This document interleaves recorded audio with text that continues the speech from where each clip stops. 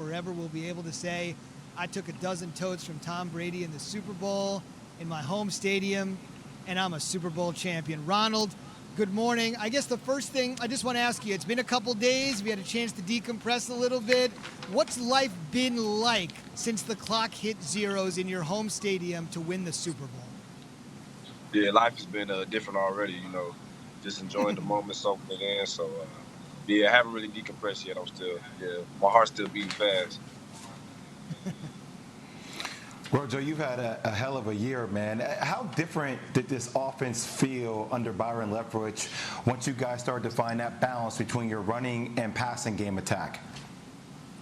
Yeah, real different. We were able to get into our grind, just chew away at the clock, things like that, control the ball. So I felt like, we just hit the peak at the right moment.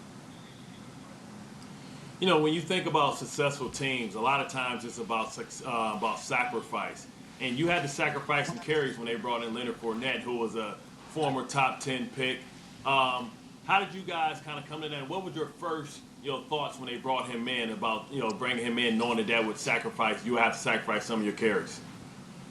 Yeah, definitely. Like you said, just competing for carries and things like that, just showing who I was at practicing in games and for the greater good of the team. So I think we're the best punch in the league, and I look forward to doing it again. I'm sorry, I got one follow-up. Now, when you guys looked at the first matchup and where they kind of got out on you guys and you guys fought to get back, did you guys just look at it and say, listen, we let this defense off the hook. We're going to come at them and hit them in the mouth because we don't think they can handle our physicality downhill? Yeah, definitely. Just watching film, and I think we ran the ball 12 times that game. So that was one of the emphasis, going into this game is establishing the run, things like that. And I think we did a great job. Offensive line, played their tails off all season, and especially the other night. Rojo, it seems like Tom Brady got into a little bit of a spat, some beef with Honey Badger, even though he had to apologize in the tweet afterwards. But have you ever seen that side of Tom? Do you guys talk about stuff like that? Is that the DNA of how your team reacts and thinks? Yeah, I have not seen that side, so that was the first time. But I didn't see any beef, but I heard about the text or whatever. So I think it's just them two being competitors that they are. So yeah. Go ahead, Bart. You guys became the first team to host the Super Bowl, but was that an advantage for you guys, the fact that you kind of knew what kind of cleats and what the surface was going to be like?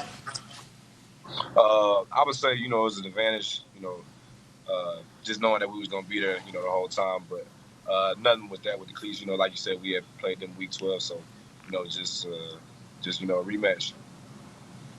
Two-parter here, Ronald. Take us inside. Bart played in some huge football games. Jay's a national champion in college basketball. But I'm just like most people listening. Tell me what it's like. Two-parter here first. Tell me what it's like to be in the huddle with Tom Brady. Yeah, it's it's a real intense moment, especially in that game. Just knowing everything, every play on the line, fighting for every inch.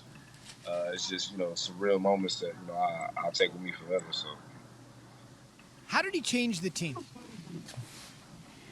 I say just bringing in leadership, passion, different dynamic, just elevating guys, like myself, holding guys accountable, keeping us, after meetings and things like that. I say all those preparations, you never work too hard, when you're accomplishing these goals. So definitely.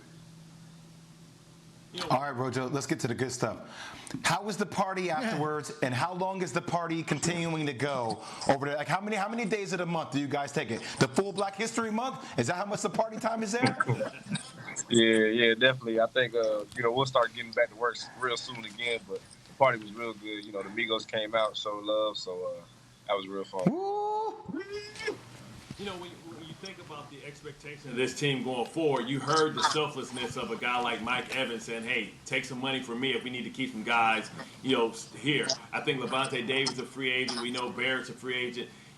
How important is it for you to keep the core of this team together? Can you guys run it back? I think it's very important. To answer your question, yes, I do believe we'll run it back, with the guys we have and, the guys, like you said, are unselfish and willing to do this for the greater good. I think, it's just a recipe for success. Thanks for watching ESPN on YouTube. For live streaming sports and premium content, subscribe to ESPN Plus right now.